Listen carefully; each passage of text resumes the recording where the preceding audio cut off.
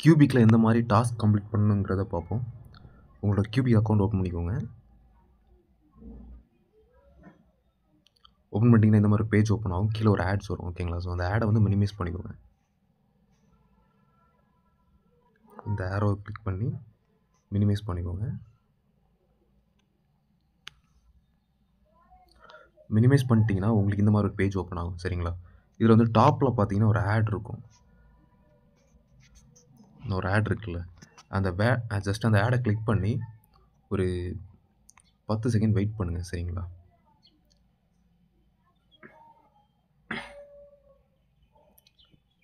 Wait பண்ணிட்டு மேலே வந்து ஒரு எக்ஸ் சிம்பிள் இருக்கும் லெஃப்ட் சைடில். ஸோ அதை கிளிக் பண்ணி வெளியே வந்துடுங்க. இந்த எக்ஸ் சிம்பிளை கிளிக் பண்ணி வெளியே வந்துடுங்க.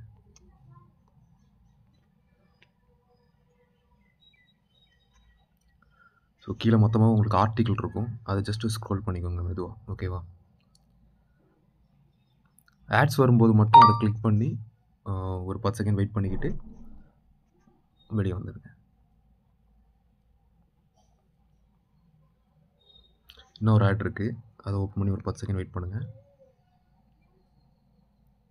10 செகண்ட் வெயிட் பண்ணிட்டு வெளில வந்துடுங்க. ஆர்டிக்கிளாம் ஸ்க்ரோல் பண்ணிக்கோங்க. இந்த ஒரு ஆட் இருக்குது, 10 செகண்ட் வெயிட் பண்ணிட்டு க்ளோஸ் பண்ணிக்கோங்க.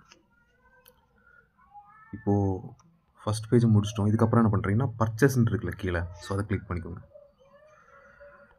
நான் பர்ச்சேஸ் இருக்குல்ல, அதை செலக்ட் பண்ணுங்கள். செலக்ட் பண்ணிட்டீங்கன்னா இந்த பேஜ் ஓப்பன் ஆகும். இதுலேயும் ஒரு ஆட் இருக்குது பாருங்கள், இந்த ஆடை கிளிக் பண்ணுங்கள். ஒரு 10 செகண்ட் வெயிட் பண்ணுங்கள், அதுக்கப்புறம் க்ளோஸ் பண்ணிக்கோங்க. அதே மாதிரி இன்னொரு ஆட் இருக்குது,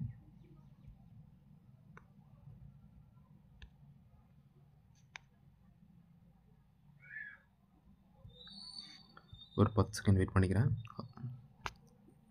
அப்புறம் க்ளோஸ் பண்ணிக்கிறேன்.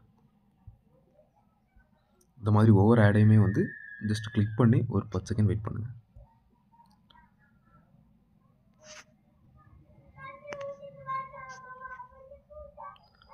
ஓகே, இப்போ என்ன பண்ணுறீங்கன்னா வழக்கமாக நீங்கள் மைண்டில் போய் டாஸ்க் கம்ப்ளீட் பண்ணுவீங்கல்ல, ஸோ அந்த மைண்டுக்கு போயிட்டு டாஸ்க் கம்ப்ளீட் பண்ணிக்கோங்க. இப்போது நீங்கள் இந்த விசிட் லிட்டில் நானாஸ் எல்லாம் பார்த்தீங்கன்னா ஜஸ்ட் நீங்கள் வெப்சைட்டை போய் விசிட் பண்ணுற மாதிரி தான் இருக்கும். ஆனால் இந்த சோஷியல் மீடியா டாஸ்க்கெல்லாம் பொறுத்த வரைக்கும் ஜஸ்ட் நம்ம ஆல்ரெடி சப்ஸ்கிரைப் பண்ணியிருப்போம், ஃபாலோ பண்ணியிருப்போம், லைக் பண்ணியிருப்போம், ஓகேங்களா? ஸோ இந்த மாதிரி டாஸ்க்கில் நீங்கள் மறுபடியும் உள்ளே போகும்போது ஏதாச்சும் ஒரு வீடியோ இருக்குங்களாங்க, ஸோ அந்த வீடியோவில் ஏதாச்சும் கமெண்ட்டு, லைக் அந்த மாதிரி கொடுத்துட்டு வெளில வாங்க, சரிங்களா? ஸோ ஒவ்வொரு வாட்டியும் ஒரு வீடியோ போய் ஓப்பன் பண்ணுங்கள். ஓப்பன் பண்ணிட்டு அந்த வீடியோ ஒரு 10 செகண்ட் பாருங்கள். பார்த்துக்கிட்டு ஒரு சின்ன கமெண்ட்டும் கொடுத்துக்கிட்டு அந்த லைக்கும் கொடுத்துட்டு வெளில வாங்க, சரிங்களா? ஏன்னா சும்மா உள்ளே போயிட்டு வெளில வர மாதிரி இருக்கக்கூடாதுல்ல, ஸோ அதுக்காக. அதே மாதிரி நம்ம இந்தியாவில் பார்த்தீங்கன்னா டிக்டாக் டாஸ்க் கிடையாது.